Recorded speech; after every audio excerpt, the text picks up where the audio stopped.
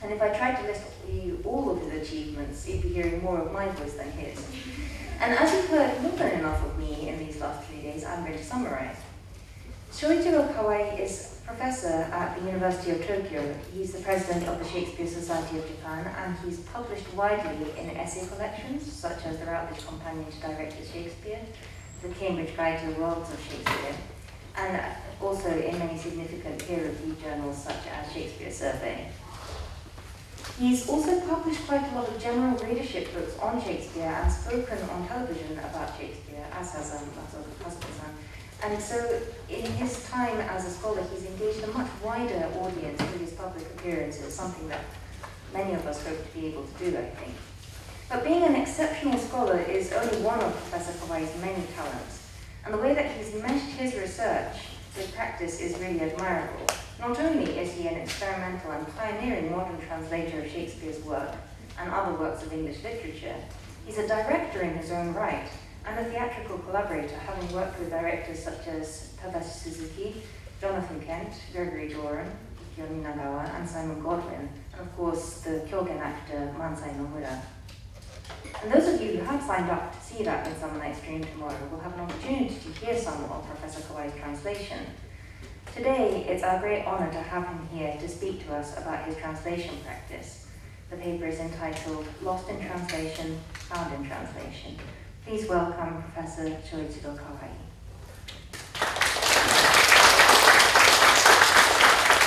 Thank you, Mr. for a very flattering introduction. Thank you very much. And thank you for organizing this wonderful conference together with the professors at Waseda University. This is my topic. Before I start, I have to tell you that translation in Shakespeare in Japan is a family business. Matsuka-san is my elder sister. We're not a real elder sister, we're not relatives, but in my mind's eye, she is my sister, spiritual sister. And Professor Odashima, who has completed also the whole translating all the works, is my father. Because in Japan, there's a saying, go between in marriage is the same as a parent. And now Odashima Sensei did play the role of go-between in my marriage. And so he is my father. But actually, the real son is sitting there. And it's funny because we went to the same kindergarten, and she was the class a year under. So we realized that we both went to the same kindergarten, and my mother quite well remembered Odashima Sensei always picking up his son. And so we are now doing the family business. And Tsubokuchi Shoyo, who the University of Waseda University is so proud of, is an actual relative of mine. My grandfather's grandfather is Shoyo's elder brother. So it is the real family business. Okay, lost in translation. Found in translation. It of course refers to the title of this whole conference, Found in Translation, which I presume is a reversal of the conventional expression, lost in translation. For me, the opposite of lost in translation was kept in translation, and to recreate Shakespeare's artistic world faithfully in Japanese. So to me, found in translation was a new idea. It is a good question. What is it that we find in translation? I will come back to this title later.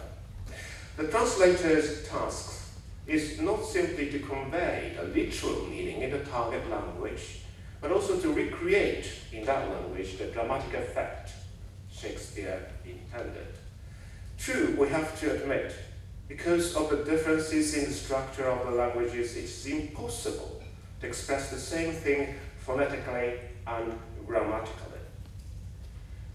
Iambic pentameter, for instance, is never able to be resurrected in those Asian languages which use too many vowels to express the same thing. Here is the first line from A Midsummer Night's Dream. Now, fair Hippolyta, our nuptial hour.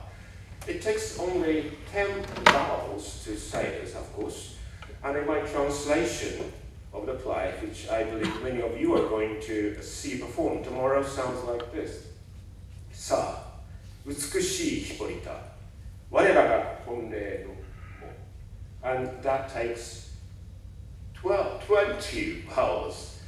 Although I try to keep the rhythm of 5 beat and try to shorten the line as much as possible, this I think is the limit. So when Jonathan Kent directed Masai Nomura's Hamlet in my translation and brought it to Sadler's Wells in London in 2003, it was reviewed in newspapers that Japanese Hamlet spoke like a machine gun. That was inevitable. Jonathan Kent wanted to keep the rhythm and tempo of Hamlet as it should be, whether it is in English or in Japanese, and the result is a fast-speaking Hamlet. Now, although it takes twice as many vowels to express the same thing in Japanese, we can still simulate the original rhythm thus. Fairy king attendant mark, I do hear the morning lark. This is trocade tetrameter. In Japanese, you can keep the 4 beat by counting 2 vowels as one. My translation, which you will hear boy after performed tomorrow, goes like this. 王様明けます夜の帳、聞こえてくるのは朝の気張り. Then all thereon goes. Then my queen is silent, sad, trick we after night shade. So this is how I simulate the rhythm. In this case it reads, 行こう妃を厳かに、夜陰に紛れてひそやかに. And from towards the end, Park's line reads, and we fairies that do run by the triple hepatine, from the presence of the sun, following darkness like a dream. And in my Japanese, 我ら妖精空かけて、月の周りを右往左往、お日様はるかに遠ざけて、夢さながらの闇を追う。What I'm trying to show is that my aim in translation is to try to adapt as many dramatic effects as possible, rhythms, rhymes, and others, onto the literal meaning of that text. For I believe Shakespeare's purpose of introducing these rhymed lines in this particular rhythm, in this particular scene, is to create the impetus, momentum, or the strength of fairies' prayers to conclude the play. And the same momentum must be recreated in translation. Here is a part of that prayer.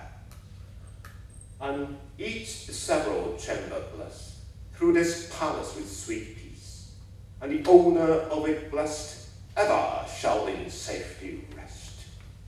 And in my Japanese, 注げ祝福すべての部屋に、振りまけ安らぎこの宮に、主の上に恵みあり、いついつまでも幸をあり. The reason I make it a rule to translate all the rhymes into Japanese is that if Shakespeare changes his modes of expression by using and not using rhymes, I think translation should reflect it.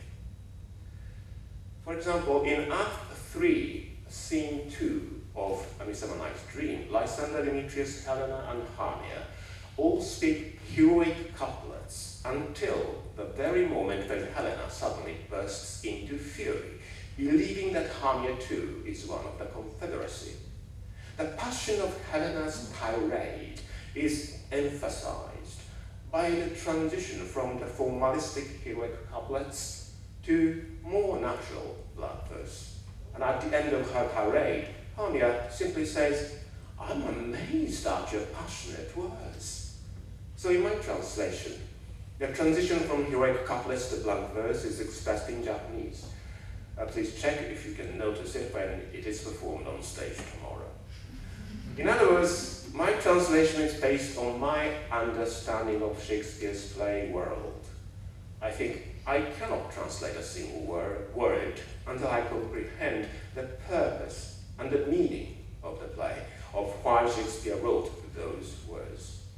The reason why I'm very much concerned with the sound and rhythm in my translation is because at the very beginning of my career of translating Shakespeare, I worked with the Kyogen performer Mansai Nomura.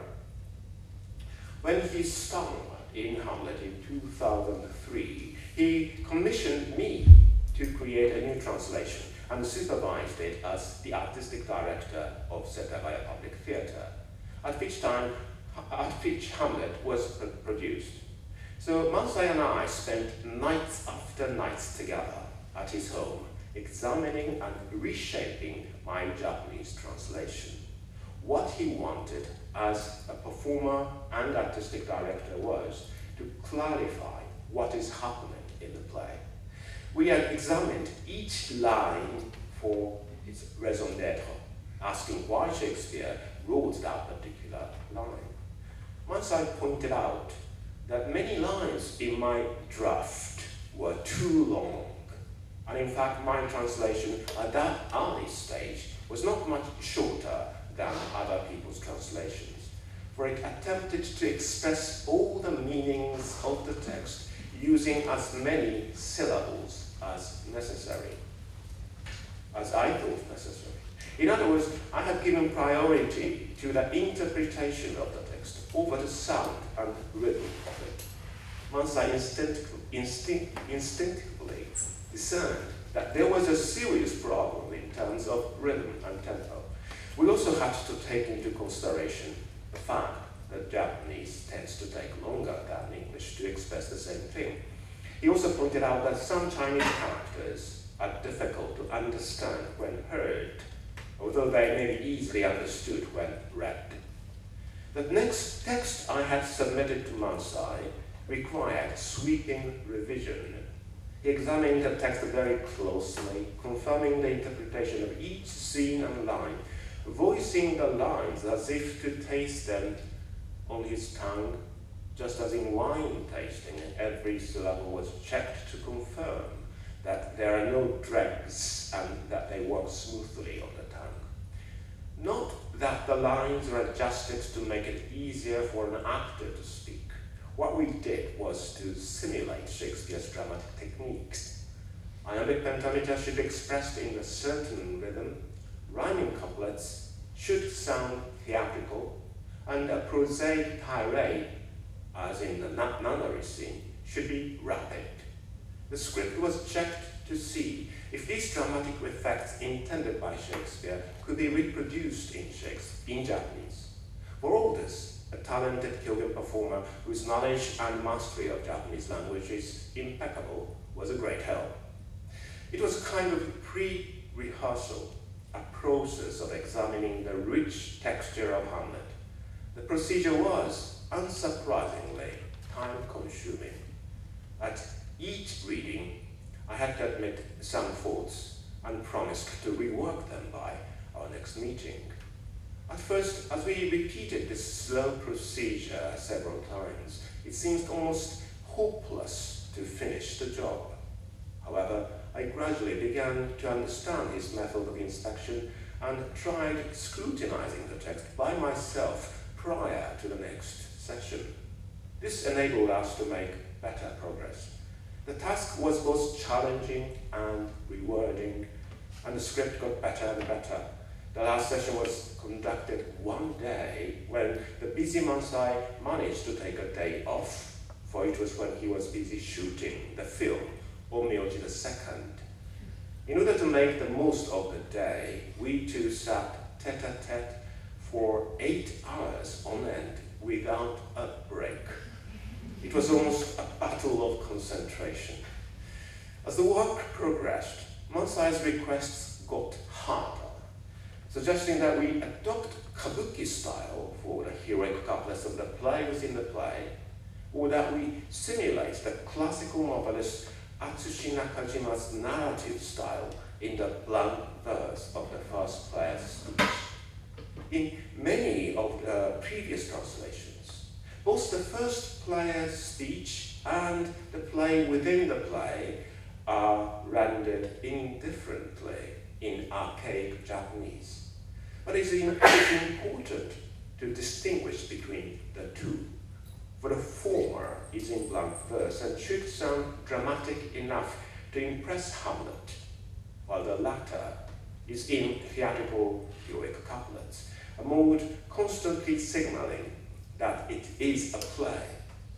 Mansai's suggestion was based on this understanding of the play. To make the play within the play sound like an old-fashioned play, I rendered it in kabuki style, as Mansai suggested. As for the first player's speech, I arranged it in the traditional 7-5 syllable pattern to simulate the rhythm of the blank verse.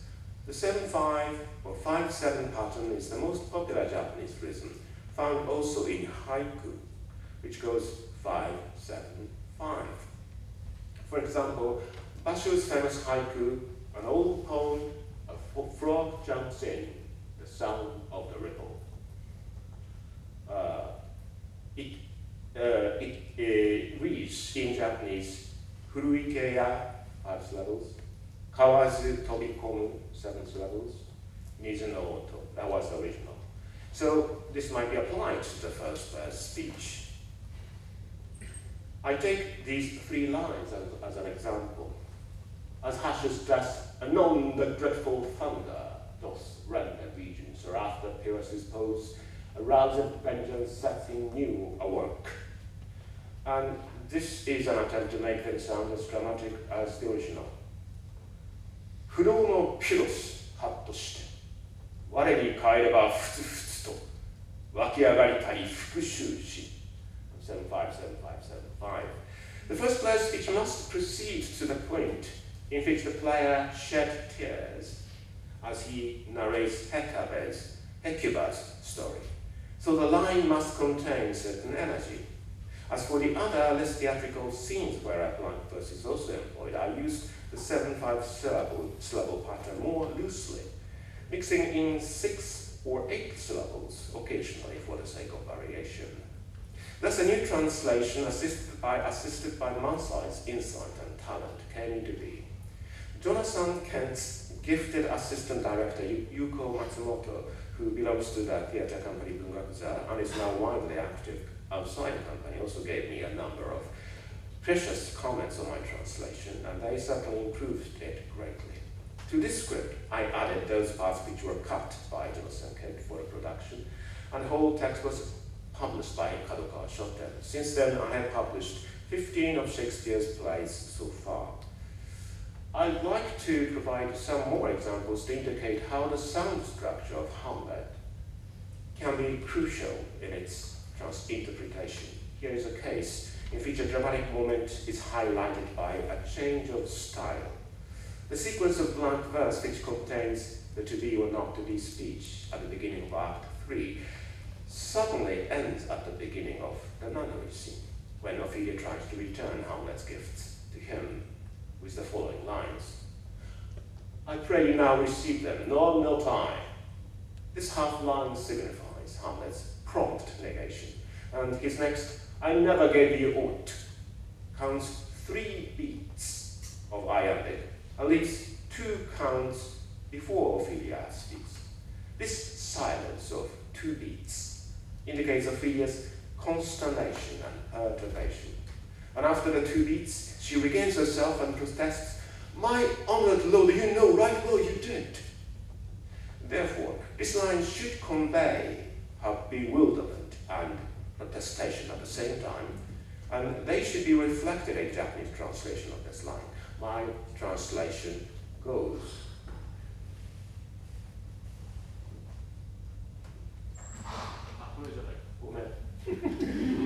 Sorry, it's not here. 殿下くださったでございませんか? So that was short. Comparisons are odious, but one of the older translations of Hamlet goes, 殿下、あなたはそのことをよく覚えていらっしゃるはずですわ。which is a literal translation of English, but it is too formalistic Japanese for any Ophelia actor to express her consternation and perturbation in it.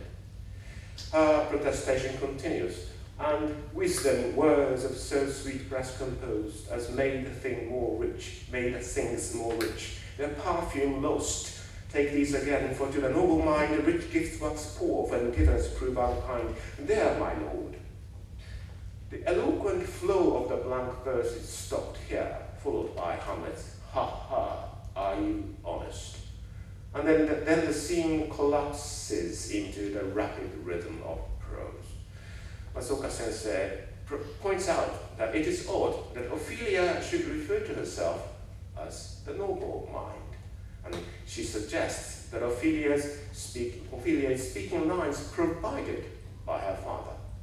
And J.Q. Adams also made the same point in his edition of Hamlet, published in 1929. I found it. The interacting rhyming couplet with mind and unkind has been construed by Edward Dowden in 1933 to be a sign of Polonius's influence. There has been much discussion as to why Hamlet suddenly becomes aggressive and goes on attacking Ophelia in this scene, but arguably Ophelia is referring to herself as the noble mind in due obedience to his father's instruction.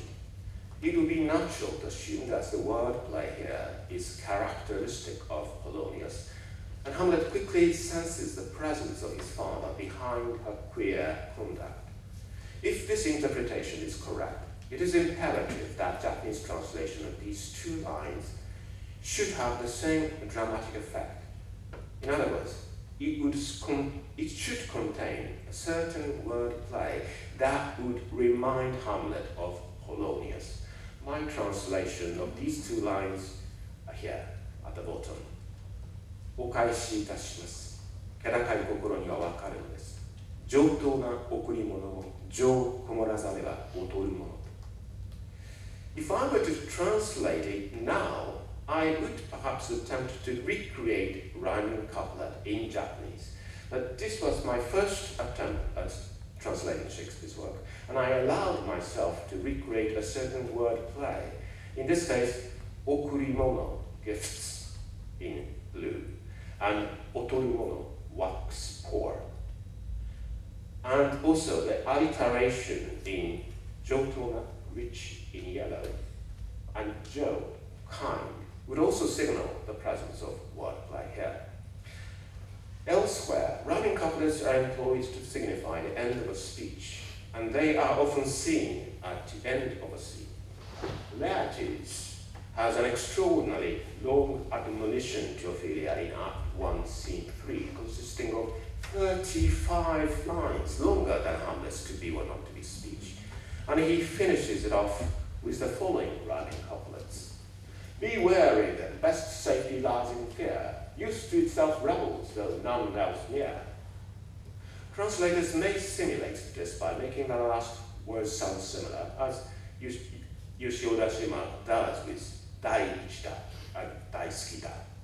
I might have taken the same method, but at that time, I thought the purpose of this rhyming couplet here was to make the formalistic flourish to indicate the end of a long speech. Therefore, I introduced a repetition of the 7-syllabic rhythm to reproduce the sense of ending. 若い血潮は抑えが効かぬ。自分にさえも歯向かうものだ。This repetition of 7 syllables sounds dramatic in Japanese. Shared lines are those short lines spoken by 2 or more speakers, which together form a verse line of iambic pentameter.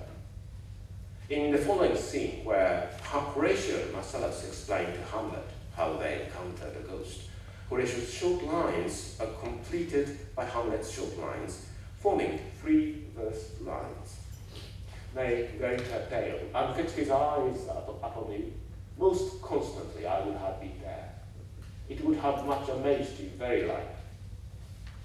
The director Jonathan Kent placed a special emphasis on the effect of these shared lines, insisting that there should be no pause between them. Jonathan's theory was that that these shared lines are intended to give us a certain speed to push us towards the appearance of the ghost.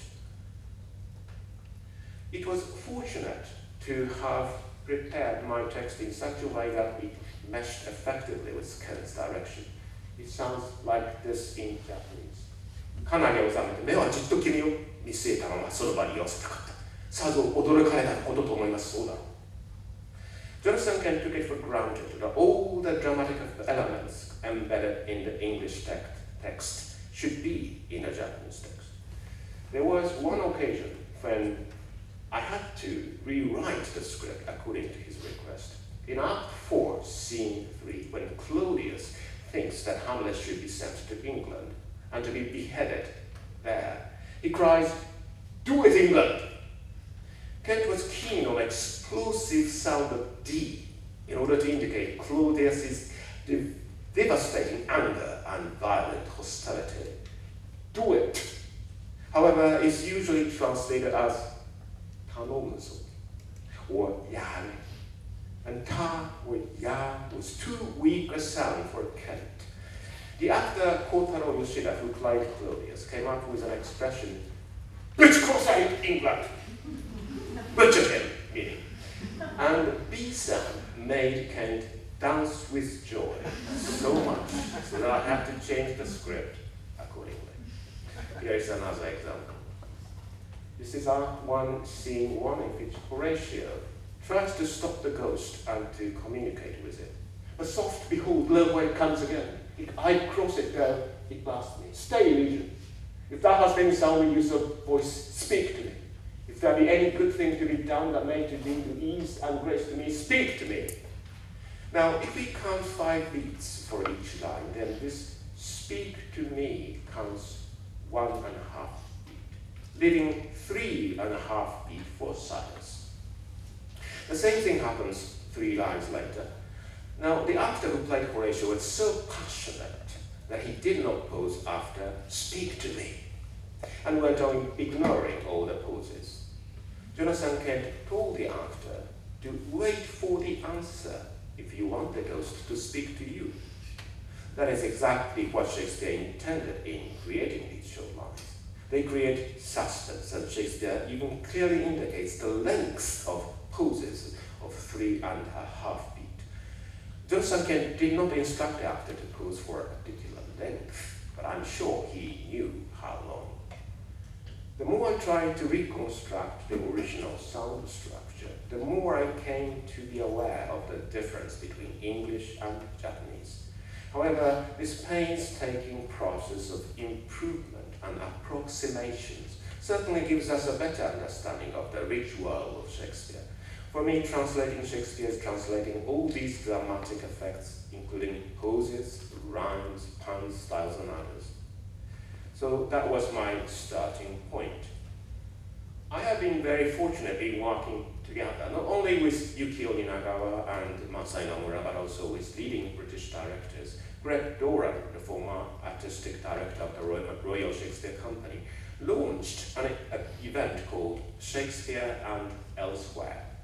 He was very much intrigued by the fact that the first Englishman who came to Japan happened to be called William Adams, who not only had the same first name as William Shakespeare, but was born in the same year. William Adams, known in Japan as Miura Anju, was the first foreigner who became samurai. He was favored by shogun and was given the lordship, and was allowed to wear the sword and the surname. So why don't we have a play about the first English samurai? Greg proposed, and we did it. This was a collaboration of Royal Shakespeare Company and Horipuro, and I was chosen as a playwright to write the Japanese part of the play, while Mike Bolton wrote an English part. But because this was Greg's first experience of working together with Japanese actors, he proposed to do an earlier collaboration in this area more familiar to him. So that's how Greg came to Japan to direct The Merchant of Venice in my translation.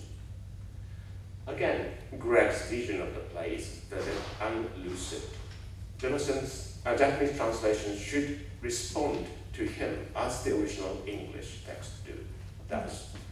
I especially remember when Greg explained the wordplay in Portia's line.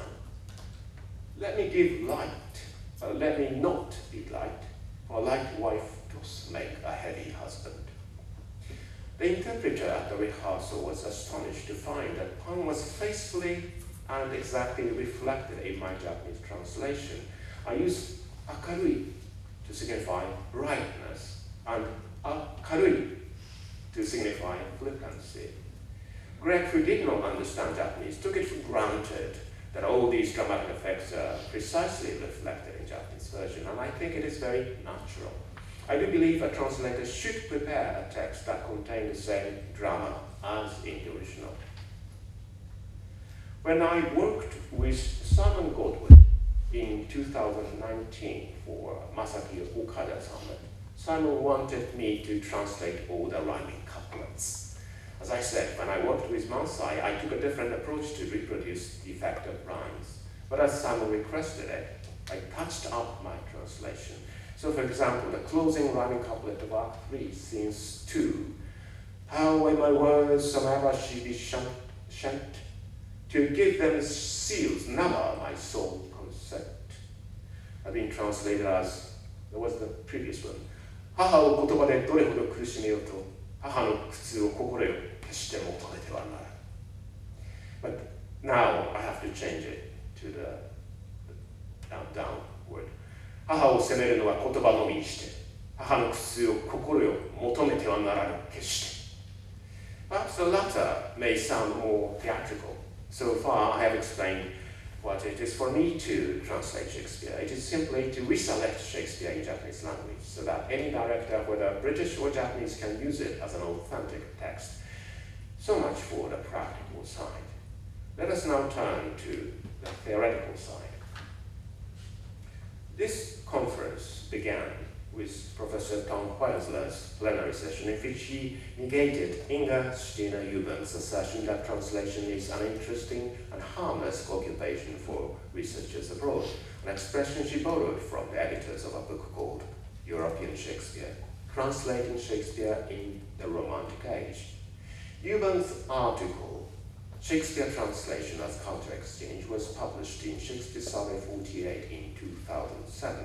As I am one of researchers abroad, I'm not in a position to speak how translation may affect research in the mainland, but I suggest that it does offer a point of view from which to take another look at Shakespeare.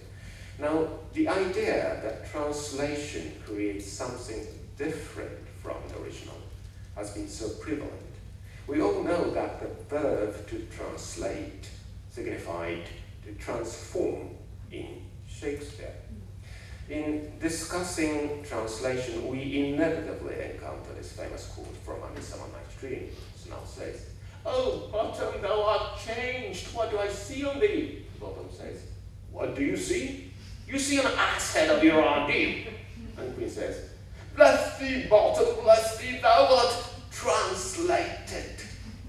The Oxford English Dictionary gives the definition of this word as 15a, to change or alter the nature, appearance, or condition of a person or thing, to transform or transmute. So they used to argue that translation is inevitably transformation or transmutation. I remember some eminent Japanese scholars argued, referring to this passage, that because things are changed in translation, much meaning is lost in translation. I was persuaded by the argument then, but let us take another look at this passage. Yes, indeed, we have here a transformed bottom. But is this translated bottom different from the original bottom? His form, his appearance is changed, to be sure, but his substance or his essence, that he is an ass, is now clearly represented in this translation. So that is what we find in translation. By changing the outward appearance, we grasp the essence found in translation. At the same time, we have to admit that the meaning of translation here is actually lost in Japanese translation, for almost all Japanese translation, including mine, express this last line as the same as "thou art changed." In Japanese version, Quince is merely repeating what Snow said. So I have to admit, these are lost in translation. Translation may be a deviation. It may be circumvention or alienation, but arguably it may have the function of a magic mirror. Mirror, mirror on the wall, who is the fairest of them all? Asks the wicked queen, and the mirror does transform her reflection and shows her Cinderella. This magic mirror is something that Hamlet refers to in reference to the function of the theatre. The purpose of the play, whose end both at the first and now was and is to hold us toward a mirror up to nature.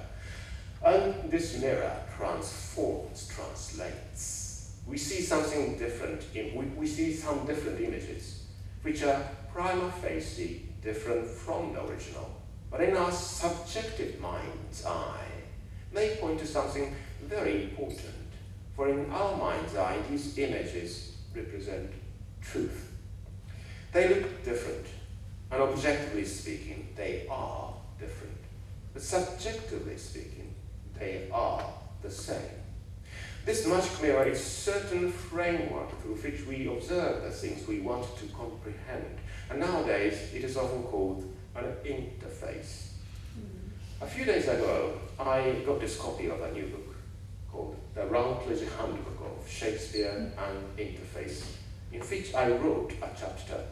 In it, I defined the term thus. As interface, an interface is the gateway through which we access a subject. An interface is a form of technological mediation whereby a user engages with or activates an entity which exists on the other side of the interface. The interface is differentiated from the media because we are always cognizant of how the specific interface with which we are engaging at any given time impacts our understanding. You can easily perceive that this also applies to translation. The interface theory is interesting, for it blurs the dichotomy of the original versus translation, because we also need certain interfaces to perceive the original. Shakespeare's texts have been represented through various forms such as quartos, folios, modern editions in physical and digital formats. They may be called media by which Shakespeare's texts are conveyed. However, when users are aware that these editions are not simply various containers of Shakespeare's texts, but will greatly influence the user's understanding of the content, then they must be recognized as interfaces. Because reading Shakespeare, say, in quartos, will bring a different reading experience than when reading Shakespeare in modern editions, readers must be conscious of interfaces through which they access the content. Interface theory is significant when we are conscious of the possibility that the content itself may be differently apprehended according to a deliberate application of particular interfaces.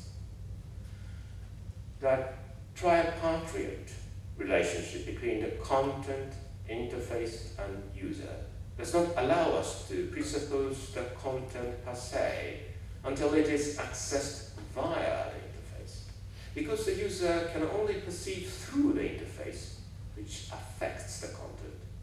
It is impossible to presuppose the existence of an unaffected true original.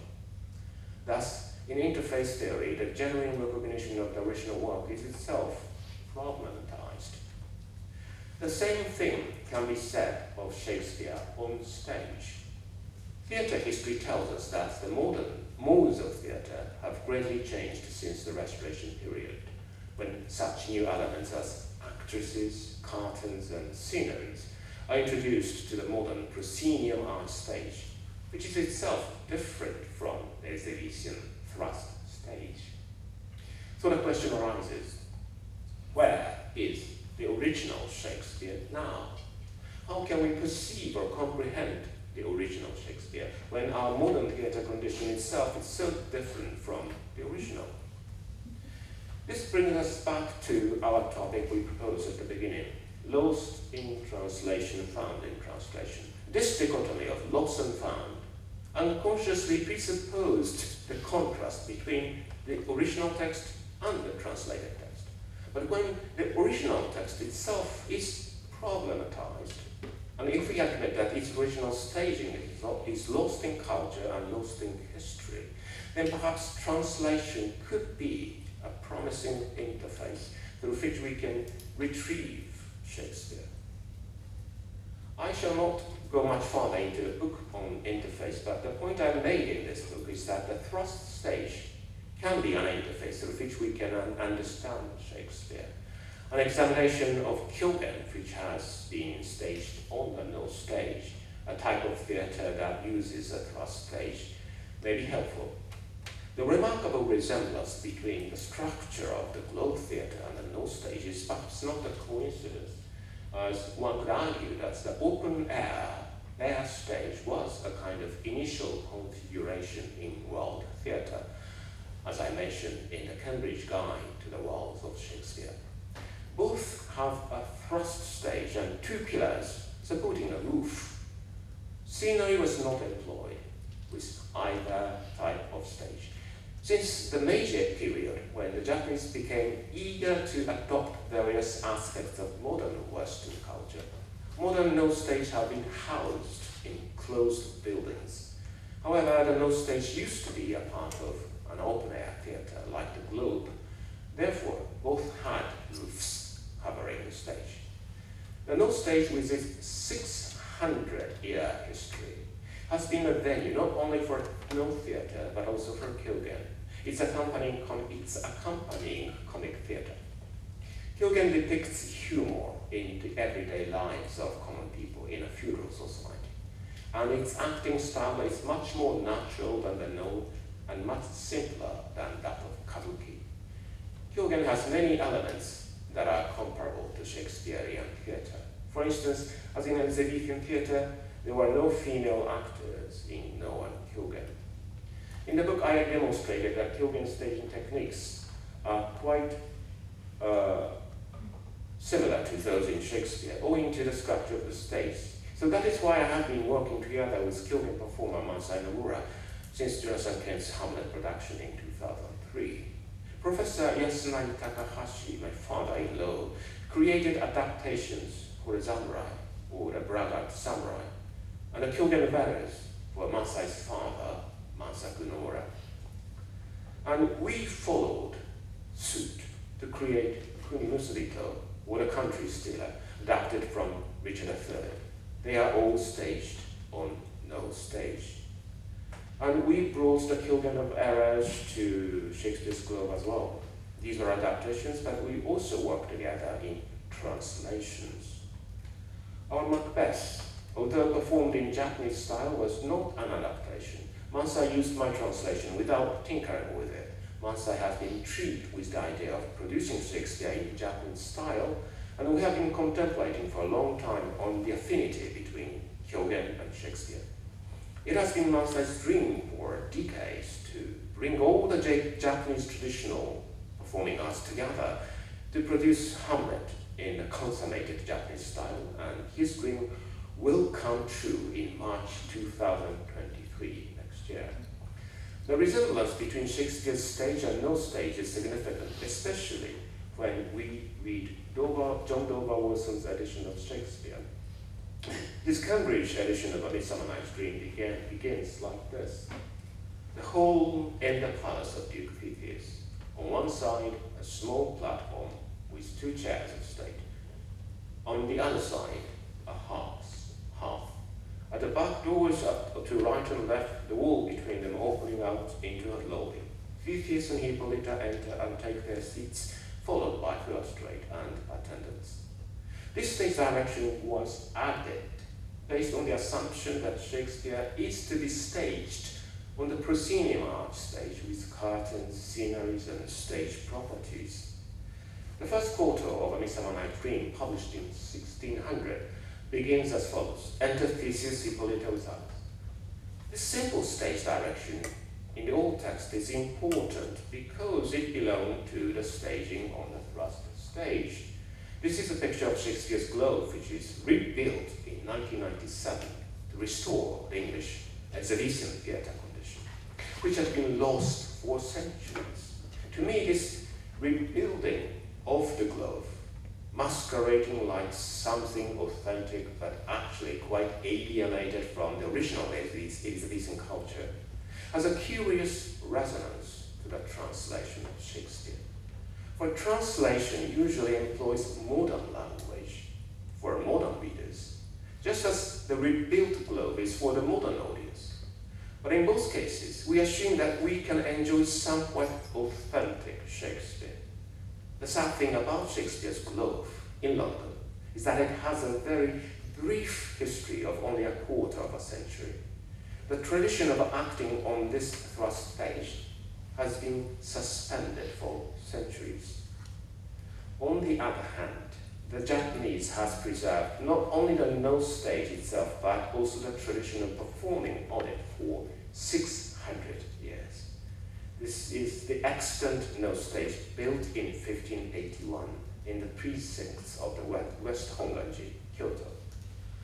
I also made an adaptation of Sir John Falstaff in Bunraku, the traditional Japanese puppet theatre, but this was simply an offshoot, putting Shakespeare in a totally different culture. Translating and adapting Shakespeare for no stage is much more fruitful because of its affinity in structure to the Globe thrust stage.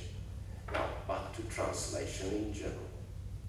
Last year, at the 11th World Shakespeare Congress, there was a round table named Translation, the State of the Field.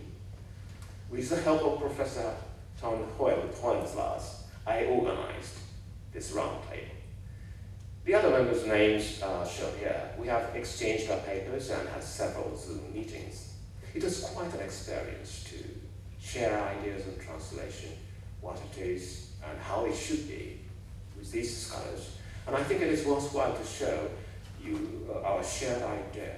So this is what we thought.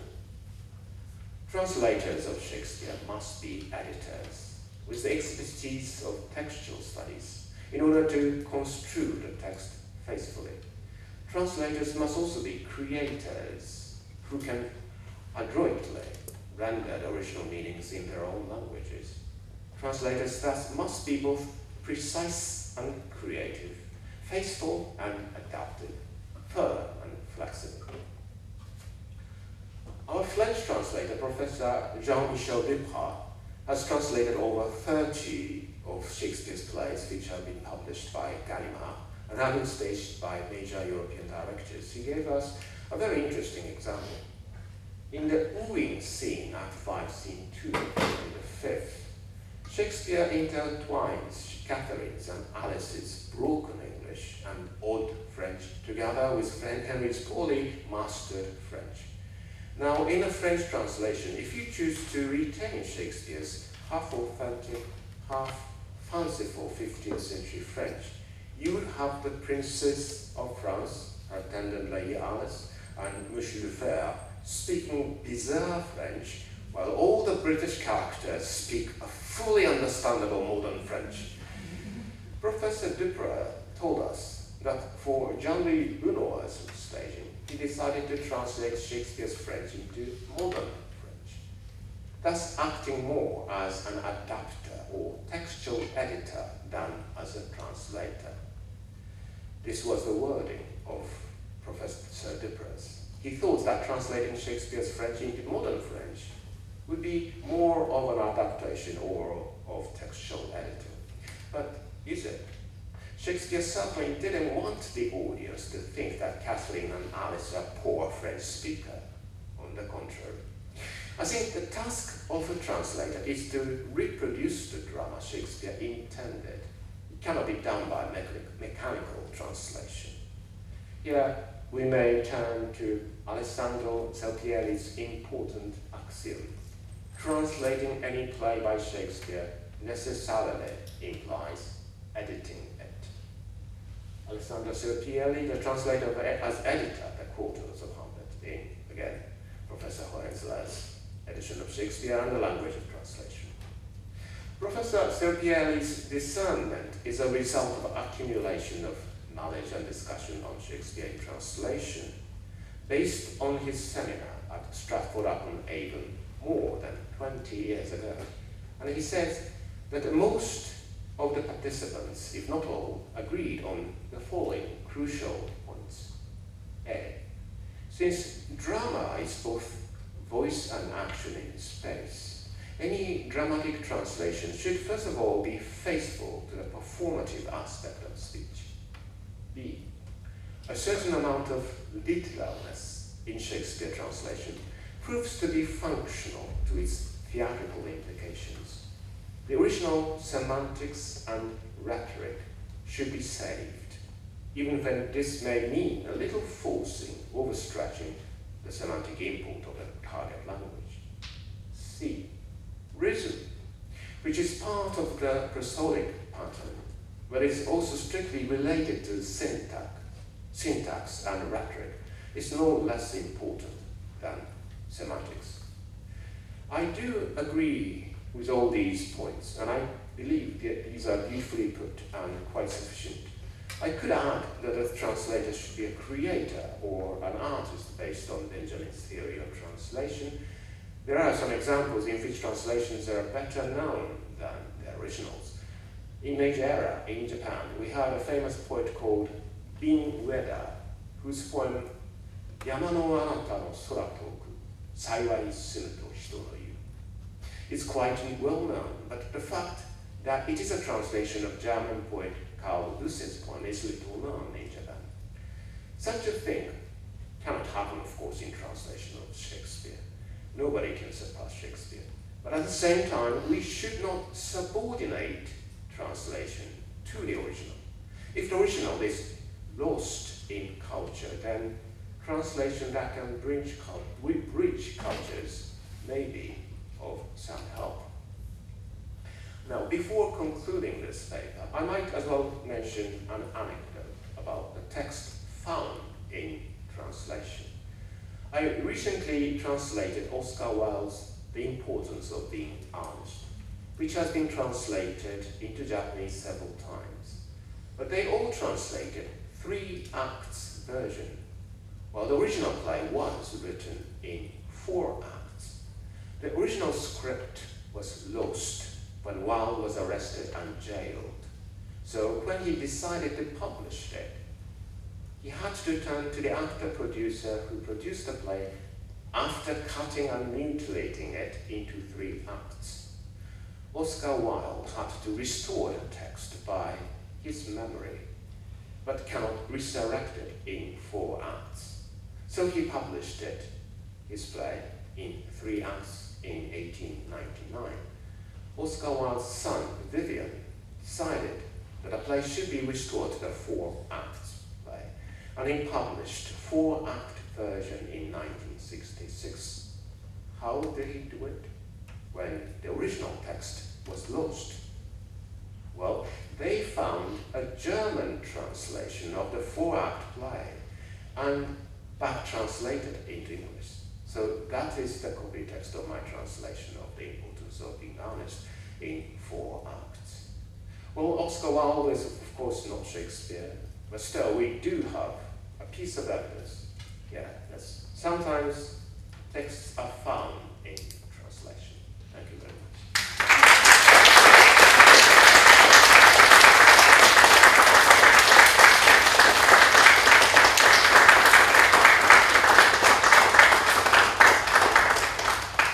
Thank you ever so much, Professor Kawai, for an incredibly illuminating talk that really speaks to the subject of this conference.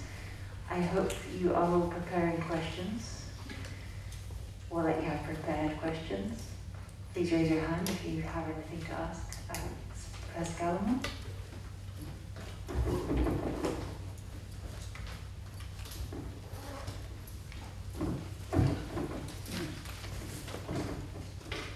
Thank you, Professor Kawai, for a very inspiring talk, if I may say so.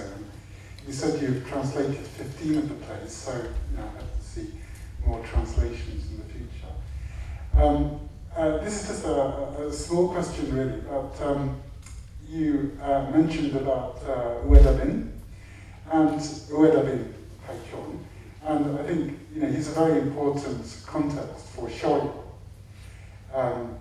for comparing style. And I'm just wondering if there's any contemporary Japanese writer whom you could compare your own Shakespeare translations to. What do you regard as the kind of linguistic context for your translating style, if there is any?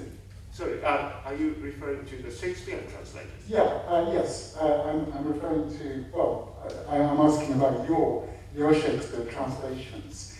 How do you see your own translating style compare with contemporary Japanese writers? I know that it's a huge range, huge variety, but can you make any comparisons with contemporary Japanese writers, now in the 21st century? I never thought of it. I just stick to the Shakespeare's text, and I was not thinking of other writers or novelists. No. And also I do not compare my translation to other people's translations. So it is, I think, your job to compare the text and criticize us. Yeah.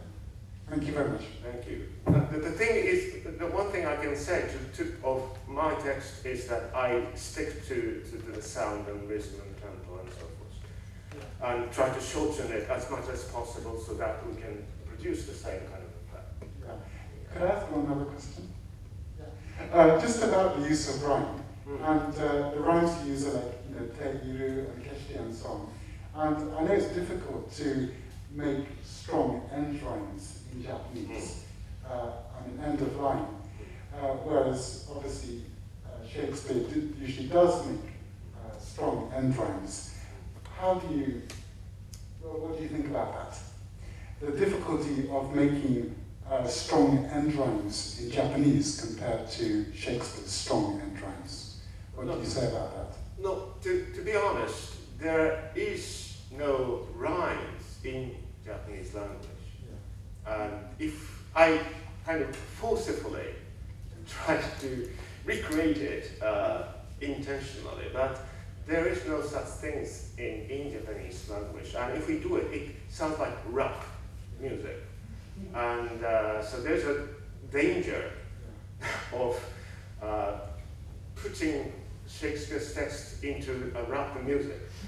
But still, I think it is worthwhile to, even infringing on that danger, perhaps it is worthwhile to reproduce it in Japanese, simply because nobody has ever tried it. But Onashima Sensei has done that partially. He was not consistent, but he does reproduce rhymes, yes, like puns. Thank you. Thank you. Tiffany?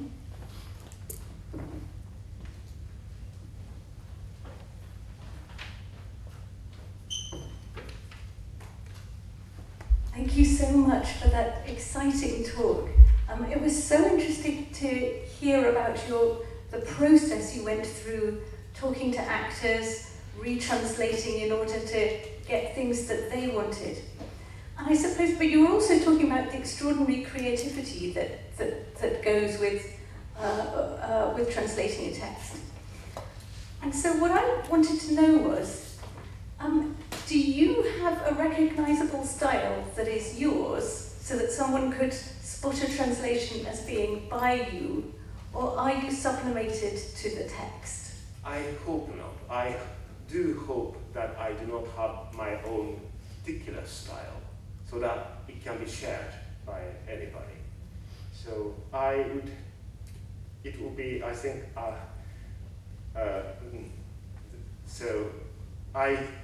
what I was trying is, I was just trying to stick to the text, Shakespeare's text, and focus on what he wants to do, and try to kind of assimilate myself with Shakespeare. And if Shakespeare used Japanese, this would be the result, that kind of way of thinking. So I think in translation, I think, is kind of writing new play and new novels and so forth. Only that the idea is somebody else's. I think the translator should be creative writer herself or himself. Only that what he wants to express isn't given. So that's the only difference, I think. Thank you. Thank you. Definitely, thank you very much. We have a little bit more time for a couple more questions. Yes, Regis.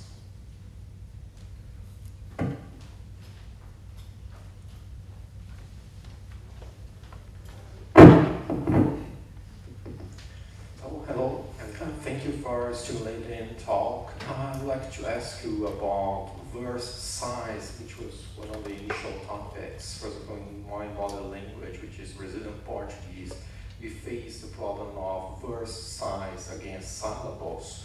So translators in Portuguese had tried to fit in 10 syllables, but they often had to rely either on reducing the verse or either transforming one verse in English to 2 verses in Portuguese. And another strategy which is highly successful was the use of Alexander, the 12 syllables, which is highly appropriated to Portuguese language, which is highly dramatic. So we have these 3 different strategies because of the number of syllables in Brazilian Portuguese, and I was wondering if any of these strategies work in Japanese, and which is your favorite approach when translating Shakespeare. Well, I have no thought of it. What do you think, Jessica? Perhaps you know better than me. Well, I think the question is when is it just that when you're translating into a verse form, you're limited for space. So you have to make decisions about how much of the content to keep versus the syllabic structure. And do you use, say, more than one line to render one line sometimes? There is any constancy strategic, like I'm going to translate this and I'm going to keep a 1-to-1 relationship, or I'm going to transform one verse in 2, or I'm going to what I'm going to do with verse size. Do you keep like a final approach to that, or is it malleable and changeable through you go to play? If the verse is in 3 lines, I will stick to these 3 lines. I will never amplify them, because lines are very important. If Shakespeare used 5 lines, that's what he wanted. So we have to express the same thing in the same format and try to express all the meaning as many meaning as possible that he put in original. But sometimes, if we have to choose between the meaning and the length or the sound, then how the sound is much more important. If it is to be intended on stage, played on stage. So I think that's my difference from the other translators. Other translators try to be faithful, and in order to be faithful to the meaning interpretation, perhaps they do not so much mind about the length and the sound.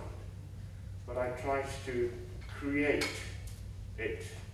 I try to focus on the effect of the line. Thank you. I think we have one more. It's Caitlin.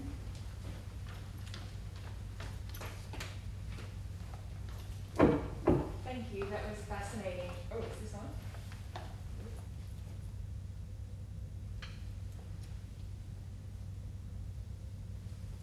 Yes.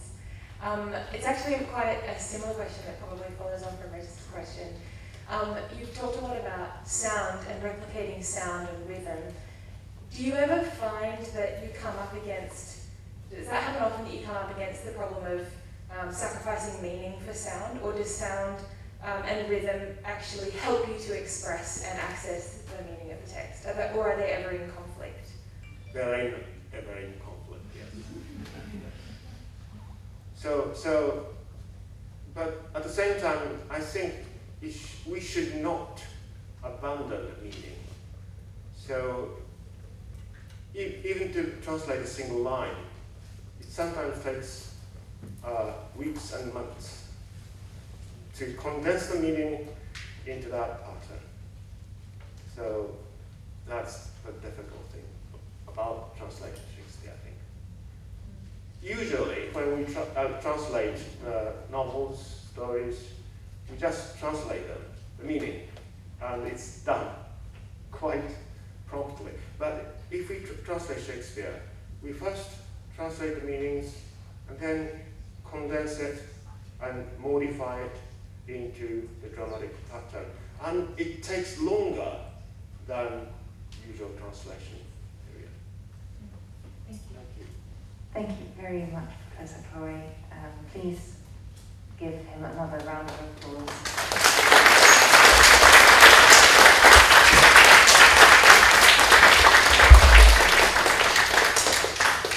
And just before the end of our giving our closing address, I think I'd like to invite everybody to come up to the stage and take a photograph to commemorate this moment. And when you get off the stage, if you could just temporarily take your masks off and stop breathing, and and we shall snap a few photographs together. Also, if any of you are interested in taking the posters home, we're just going to throw these away, so you're welcome to them. And if you could sign one of the posters so Jessica can take it back to Michael to remind him what he's missed. Yes, and it was designed by my own fair hands. I drew that picture, so if you would like that in your bedroom, then I would be very very flattered. Please, everyone, come up and we'll take the photograph and you can sign and we can have our closing address.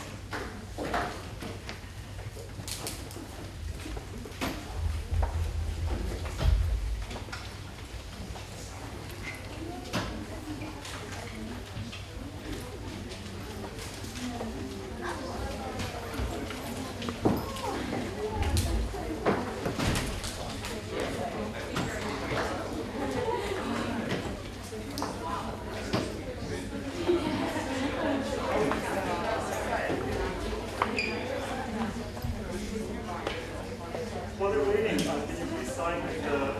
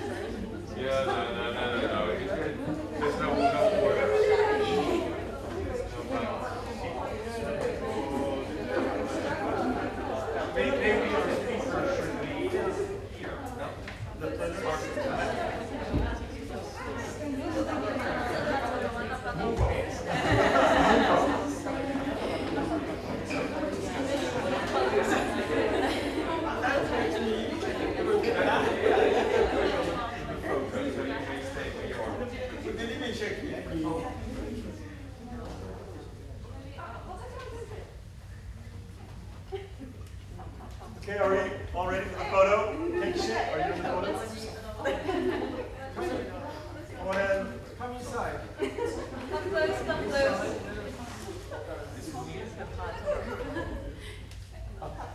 Shu-san, can you come up in the front row as well, please? Yes, just can you please come closer?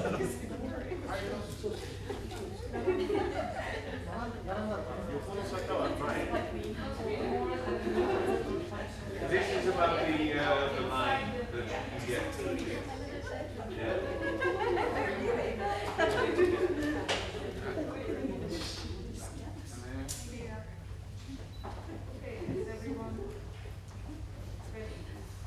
Yep. I'm just going to take a couple, so please keep smiling. And eyes open and things and all this.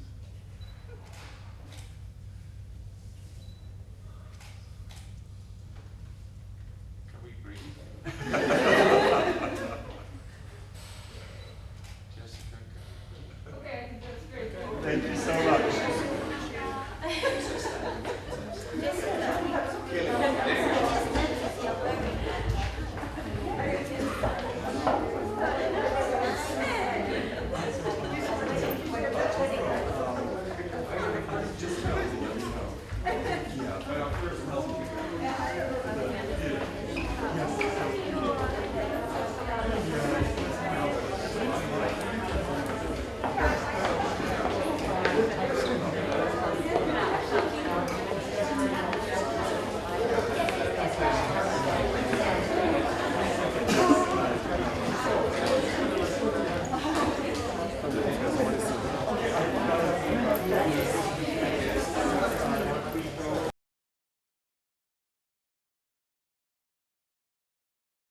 Okay, if everyone can take a seat, I'm just going to invite Professor Tiffany Stern and Noddy to give the closing address. It won't be too long, so don't worry, don't rush over it.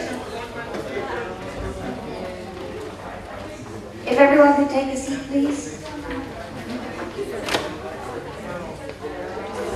Apparently we need to be out of the hall at 6 p.m, so I'm going to be bossy now.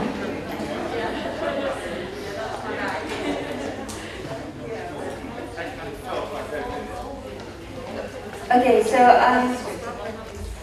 just one last word from me. Thank you very much once again, everybody, for coming to this conference. It's been such a delightful 3 days, and I'm feeling already sad, and I'm already thinking of the future, of what I'm going to do to try and bring us all together again. And without much ado, I'm going to hand over to Noddy, who's going to give us one of our closing remarks, and then Tiffany.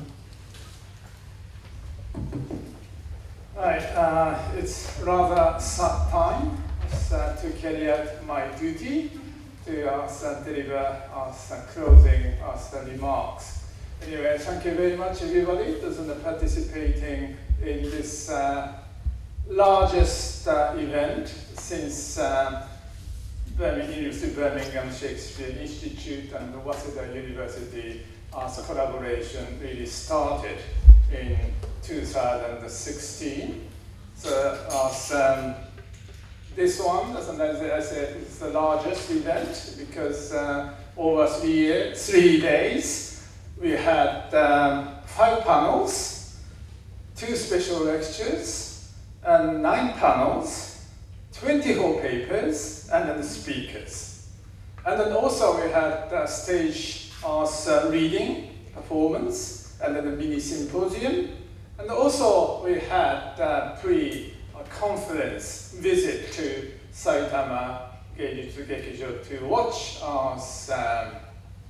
Henry's.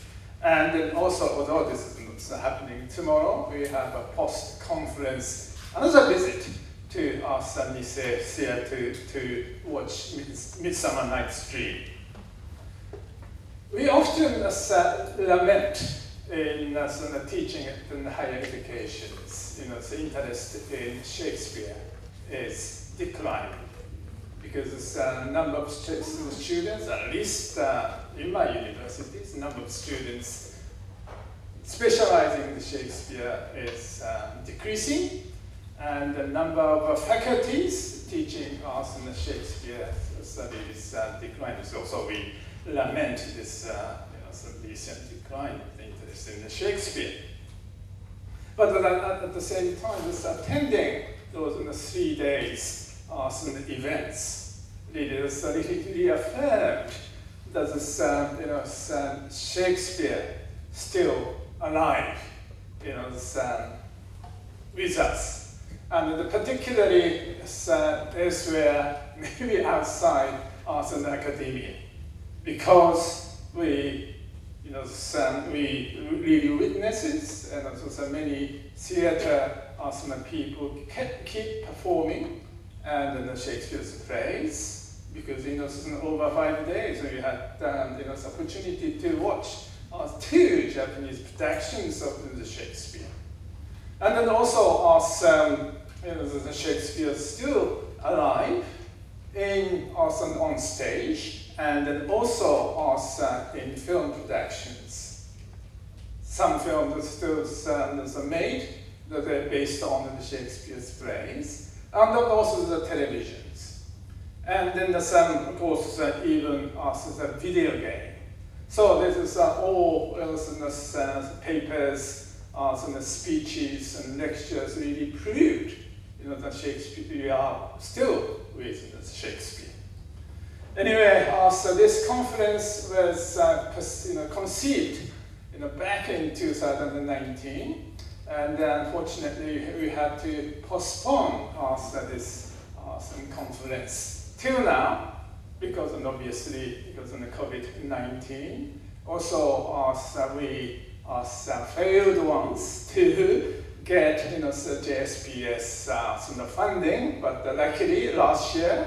So we successfully received a very good grant from JSPS, so that is written on the back of the program.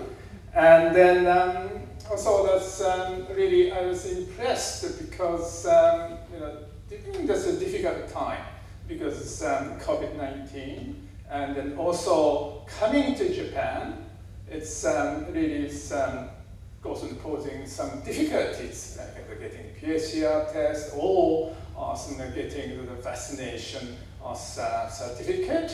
Some of you had to get special short stay visa and so on. So you overcome all these difficulties, and then thank you very much and then participating in this conference.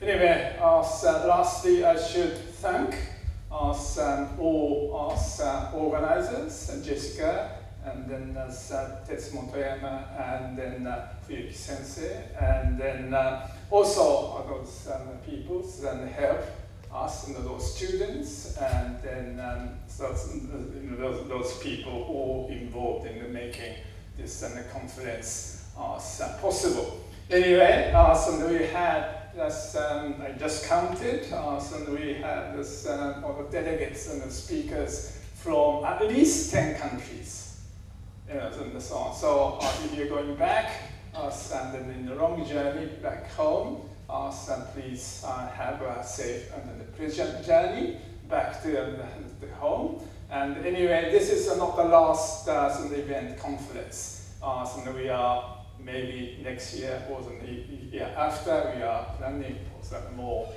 events like this one. So please come back if you when we have this another event. Anyway, thank you very much. This is my closing statement.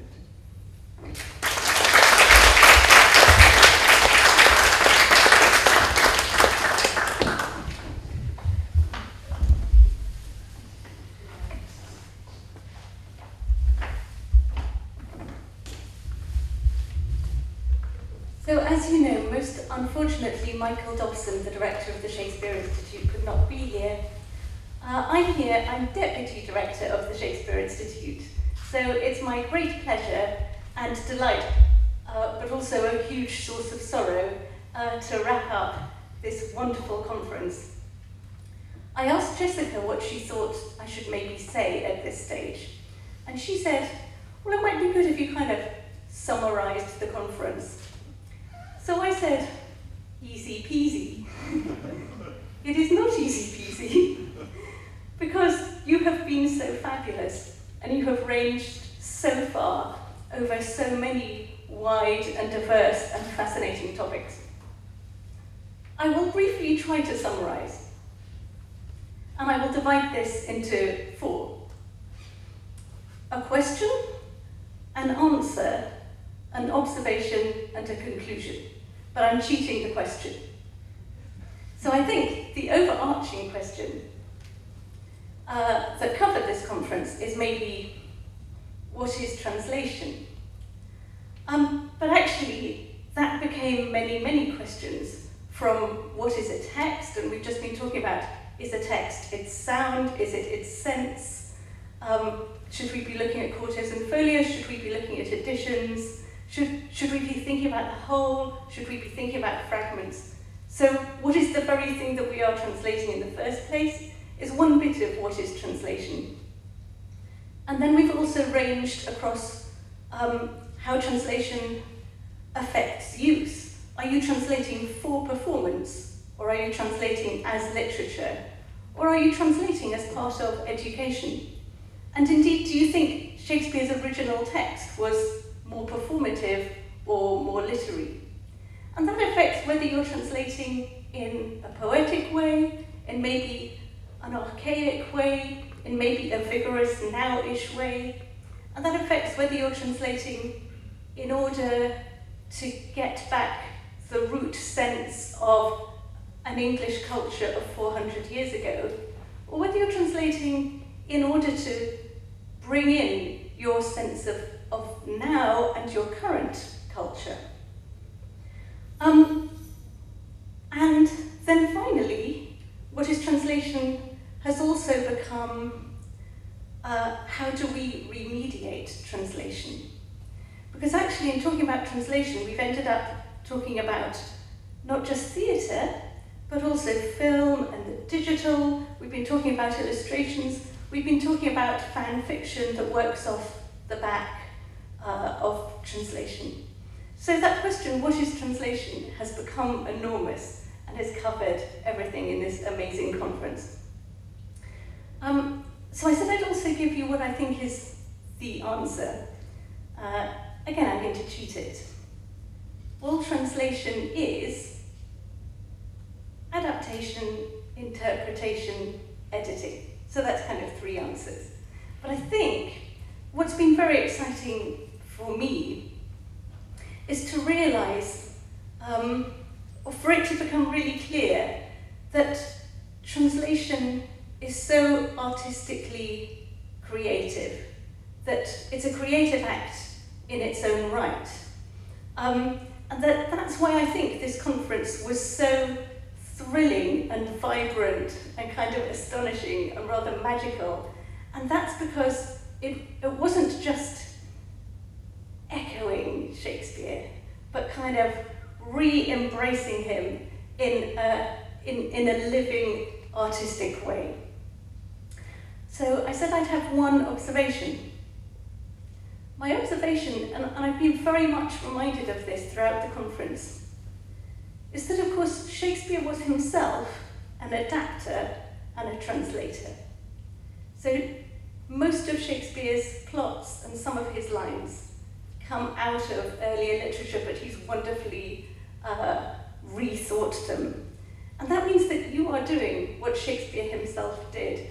And very often we can trace what he's doing also to Latin texts and sometimes to Italian texts. So he was an adapter and a translator, so that in re-rendering him, you're actually becoming particularly close to him.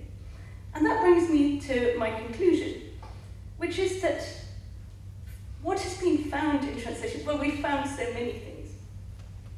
But I think, what for me I think has been tremendous here is that we've found a kind of urgency and energy and excitement. And I think that's because in finding translation, we have found Shakespeare afresh. So thank you. That is my summary of what you have done. I'm now going to thank some people and some institutions. I'm going to start with people. it's no mean feat to organise an international conference, particularly over some COVID years. So our organisers have been spectacular. Jessica Chiba, Hiromi Fuyuki, Noramisa Morita, Tetsuhito Motoyama, they are incredible people. We owe them so, so much. I'm just going to add, before I'm going to ask you to applaud those people though, the student helpers who have been very, very helpful to us. I might put in a particular word as well for people who most kindly kept me in drink, sometimes alcoholic. But particularly Ken Kichi has given over so much time and has been working through his lunch because me and Tetsu forgot to give him a lunch break. But that's, yeah, no, let's leave that. That is the case. Anyway, but I want to thank all these amazing people. Without them, we wouldn't be here. So can we applaud them first? Thank you.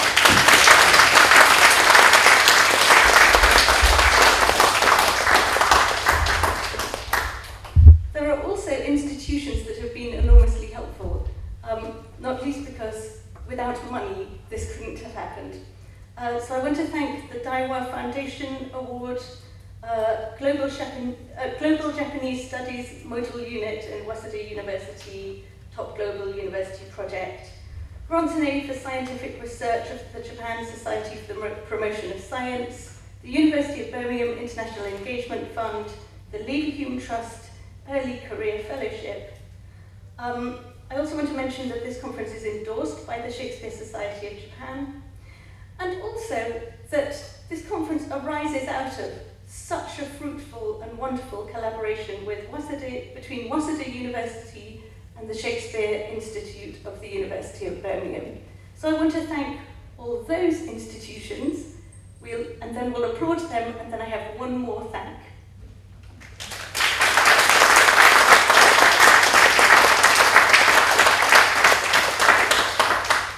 Okay, so finally, I want to thank all of you amazing speakers and attenders who've travelled so far, who've all come together for this tremendous event that you've also created by your presence.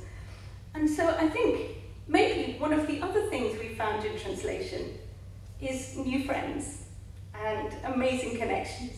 Thank you.